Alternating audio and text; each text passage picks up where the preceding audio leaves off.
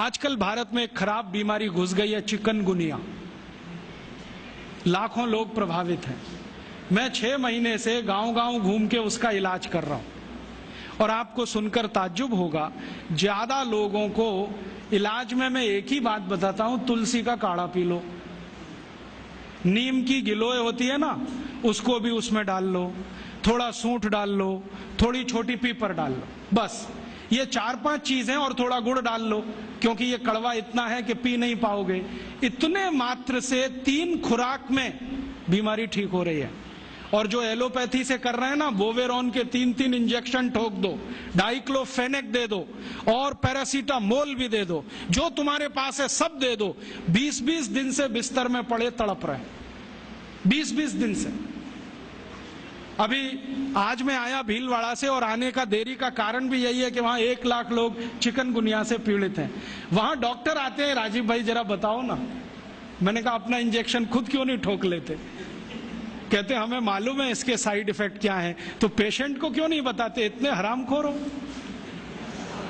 तुम्हें मालूम है कि इसका साइड इफेक्ट क्या है? वोवेरॉन लगाएंगे तो क्या होने वाला है? मुंह में छाले हो जाएंगे, गले में छाले हो जाएंगे, अल्सर भी हो सकता है, तुम जानते हो, फिर पेशेंट को क्यों नहीं बताते? ये हरामखोरी तुम में कहां से आ गई? अपने को इंजेक्शन ठोकोगे नहीं, उसको ठोकते जाओ, तुम्हें मालूम नहीं है ठीक नहीं होगा।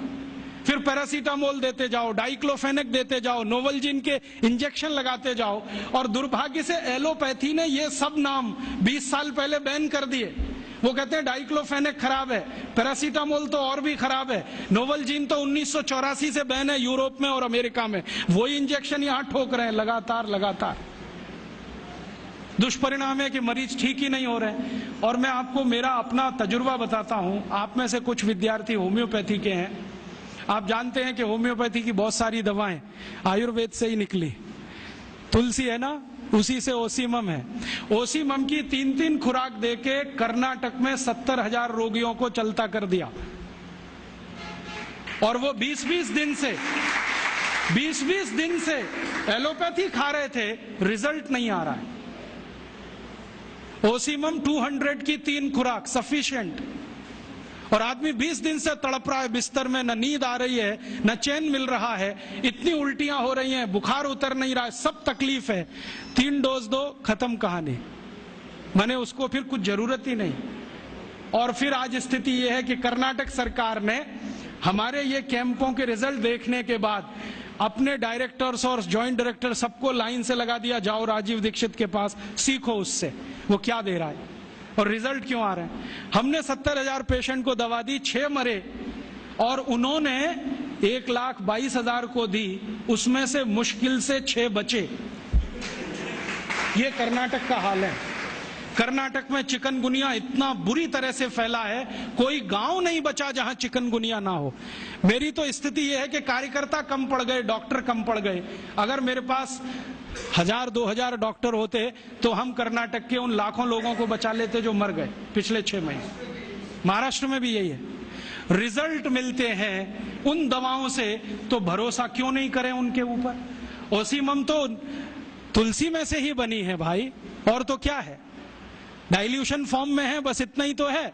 और तुलसी का काढ़ा समझ लो मदर टिंचर फॉर्म है उसका, तो काढ़ा दे दो तो समझ लो मदर टिंचर दे दिया, और पोटेंसी में दिया तो डाइल्यूट करके दिया। और आप जानते हैं कि ये आयुर्वेद का ही सिद्धांत है कि औषधि की मात्रा जितनी कम रखो, असर उतना ही अधिक है। होम्योपैथी तो इसी पे काम करती है। तो अपने विज्ञान में दम तो है, अपनी विद्या में दम तो है, बस इसका प्रचार करने की बात है। प्रचार कौन करेगा? आप करेंगे। और इसका सबसे सरल तरीका है वॉक एंड टॉक। सबसे सरल तरीका। अगर आप इसका अपनी विद्याओं का प्रचार करना चाहते हैं, सरकार तो करेगी नहीं, क्योंकि वो एलोपैथी के चंगुल में फंसी है। हमारी सरकार के 2 मंत्रियों का तो मेरा तजुर्बा है पिछले 6 साल में। जब मैं उनके पास गया स्वास्थ्य मंत्री को मिलने के लिए, वो कहते राजीव भाई ये सब हमको समझता है, कर कुछ नहीं सकते, क्योंकि ऐसा जकड़ के रख लिया है।